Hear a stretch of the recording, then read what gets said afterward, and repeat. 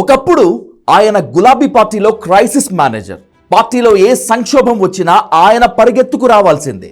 మనసులో ఎంత క్షోభం ఉన్నా పార్టీ విధానాల కోసం చావటానికి కూడా సిద్ధమయ్యే పొలిటీషియన్. అలాంటి వాడు తెలంగాణ రాజకీయ యువనికపై ఉనికి కోసం కింద మీద పడుతున్నాడు. భాయ్సాబ్, నా ప్రెస్ మీట్ కాస్త ఇవ్వండి అంటూ మీడియా వాళ్లను బతిమిలాడుకుంటున్నాడు. ఎప్పటికైనా తెలంగాణ సీఎం అవుతానని కలలు కన్న వాడిని ఎందుకు కేసీఆర్, కేటీఆర్ కలిసి తొక్కేస్తున్నారు?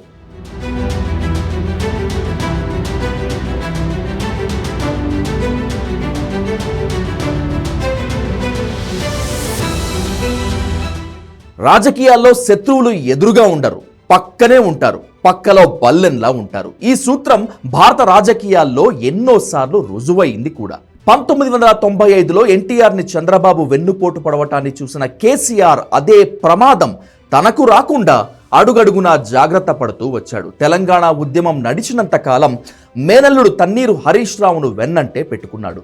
ఉద్యమానికి కావలసిన నిధులు, వ్యూహాలు, చేరికలు అన్నీ హరీషే చేసేవాడు, చూసుకునేవాడు. 2004లో కాంగ్రెస్ టీఆర్ఎస్ సర్కార్లో హరీష్ రావు మంత్రి కూడా అయ్యాడు.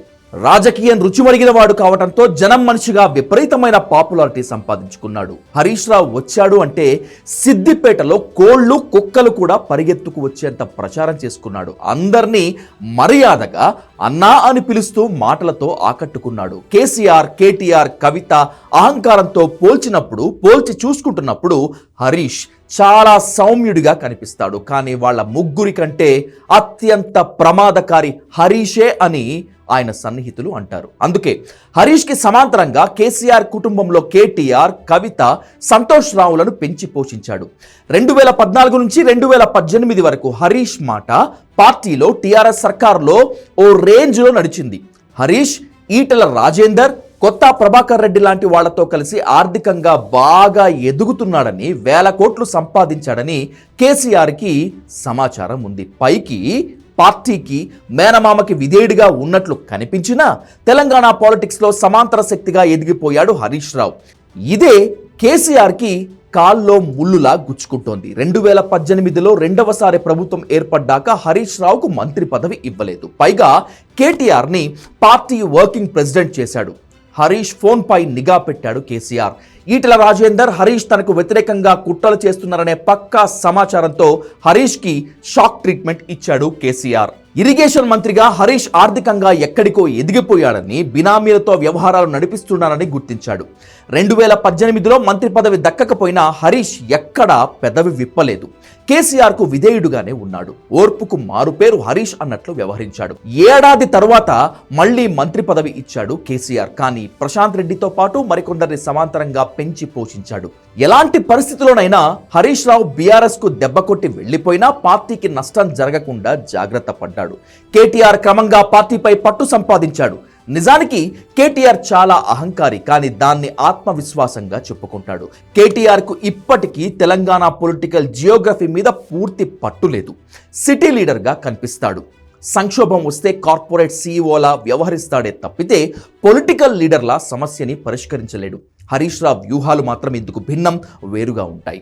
తెలంగాణ గ్రామీణ వ్యవస్థపై పట్టు ఉన్నవాడు. అతని మనసుకి మాటకి సంబంధం ఏమాత్రం ఉండదు. అదే అతనికి అడ్వాంటేజ్.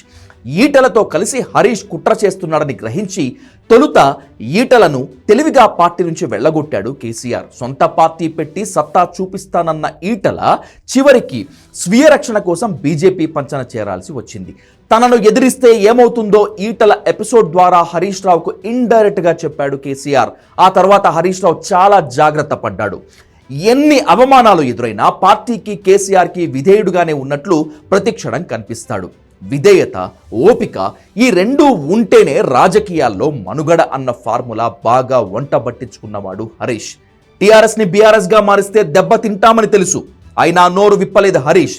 2023 ఎన్నికల్లో ఓటమి తప్పదని తెలిసినా ఎక్కడా నోరు విప్పలేదు.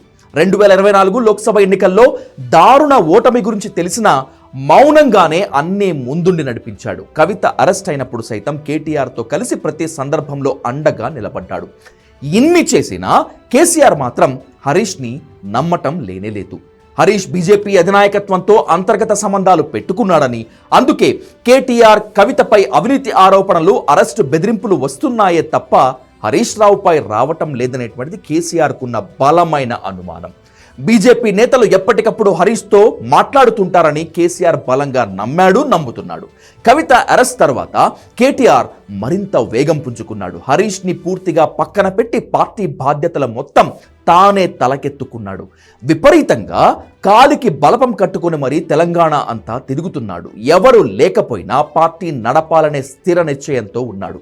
కేటీఆర్ ఇలా సూపర్ యాక్టివ్ అవ్వటానికి వెనుక ఓ పెద్ద వ్యవహారమే జరిగింది. బీఆర్ఎస్ను విలీనం చేయాలంటూ బీజేపీ నుంచి ఒత్తిడి వచ్చినప్పుడు హరీష్ విలీనం వైపే మొగ్గు చూపాడట.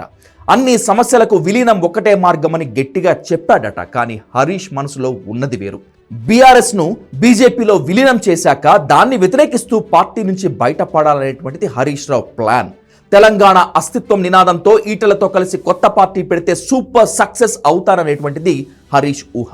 హరీష్కు నిధులకు కొరతే లేదు. సొంత వర్గం ఉండనే ఉంది.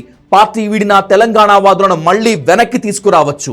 ఇంత భారీ ప్లాన్ సిద్ధం చేసుకున్నాడు హరీష్ రావు. ఇందుకు దాదాపు రంగం సిద్ధమైంది. కేసీఆర్కు ఉన్న సొంత నిఘా వ్యవస్థ ద్వారా ఇదంతా తెలిసింది. విలీనానికి ససేమిరా అన్నాడు. అవసరమైతే 2028లో బీజేపీతో పొత్తుకు వెళదామన్నాడు. బీజేపీ అధినాయకత్వానికి ఇదే ఇన్ఫర్మేషన్ సమాచారాన్ని పంపారు. కేటీఆర్ మరింత జోరు పెంచాడు. రేవంత్ సర్కార్పై నిత్యం మాటల దాడి చేస్తున్నాడు. కేటీఆర్లో మార్పుని గమనించాడు హరీష్. అతనిలో అభద్రత మొదలైంది. కాంగ్రెస్ సర్కార్కు వ్యతిరేకంగా కేటీఆర్ కంటే ముందే అదే విషయంపై రియాక్ట్ అవ్వటం, ముందే ప్రెస్ మీట్లు పెట్టడం ద్వారా తన ఉనికి చాటుకోవటం మొదలుపెట్టాడు. ఇదే విషయంపై పార్టీలోనూ కేసీఆర్ ఫ్యామిలీలోనూ ఓ రేంజ్లో చర్చ జరిగింది. కేటీఆర్ హైదరాబాద్లో సాయంత్రం 4 గంటలకి ప్రెస్ మీట్ పెడుతున్నట్లు అనౌన్స్ చేస్తే మధ్యాహ్నం 12 గంటలకి హరీష్ సిద్దిపేటలోను పెద్దపల్లిలోనూ ప్రెస్ మీట్లు పెట్టేస్తున్నాడు. ఎంత వీలైతే అంత రేవంత్ సర్కార్ను ఎండగట్టడానికి ప్రయత్నిస్తున్నాడు. ఎప్పుడు ఏ వివాదం దొరుకుతుందా అని వేటగాడిలా ఆవురావురుమంటున్నాడు. ఎక్కడ వెనకబడితే పార్టీ తనను వదిలేస్తుందో అనే భయం కనిపిస్తోంది. పాత నాయకులు తప్ప కొత్త నాయకులు క్యాడర్ కేటీఆర్ వైపు వచ్చేశాయి. కేటీఆర్కు తెల్లారి లేచిన దగ్గర నుంచి టార్గెట్ రేవంత్ అనే ఆపరేషన్ పైనే ఉంటాడు. ట్వీట్లు, ప్రెస్ మీట్లు, టూర్లతో అప్పుడే ఎన్నికలు వచ్చేస్తున్నాయి అన్నంత హడావుడి చేస్తున్నాడు. రేవంత్ సర్కార్పై వీలైనంత ప్రజా వ్యతిరేకత సృష్టించాలి అన్నదే కేటీఆర్ టార్గెట్. ఓ పక్క కేసీఆర్ తనను దూరం పెట్టినా, కేటీఆర్ స్పీడ్ పెంచినా, లీడర్స్ తనతో రాకపోయినా ఓపికగా పని చేసుకుంటూ వెళ్తున్నాడు హరీష్. ఈలోపే హరీష్ రావుకు వ్యతిరేకంగా మరో స్ట్రోక్ ఇచ్చాడు కేసీఆర్. తిహార్ జైలు నుంచి విడుదలై ఇప్పటి వరకు ఇంటికే పరిమితమైన కవితని జనంలోకి వదిలాడు. దీనికి కారణం కేటీఆర్ కనుక ఈ ఫార్ములా ఈ రేస్లో అరెస్ట్ అయితే పార్టీని, క్యాడర్ని ఆందోళన బాట పట్టించడం, పార్టీ బాధ్యతల భుజాలకు ఎత్తుకోవటం, ఇవన్నీ మళ్ళీ హరీష్ రావుకు అప్పజెప్తే కొంప మునిగినట్లే. అందుకే కవితని ముందు జాగ్రత్తగా జనంలోకి వదిలాడు కేసీఆర్. 2028లో తిరిగి అధికారంలోకి రావటం ఎంత ముఖ్యమో హరీష్ ఎదగకుండా అడ్డుకోవటం అంతే ముఖ్యం కేసీఆర్కు. కవిత, కేటీఆర్ మధ్య ఇప్పటికే అవగాహన కుదిరింది. కవిత జైలు నుంచి విడుదల అయ్యాక కేటీఆర్తో కూర్చొని అన్ని వ్యవహారాలను సెటిల్ చేసుకుంది.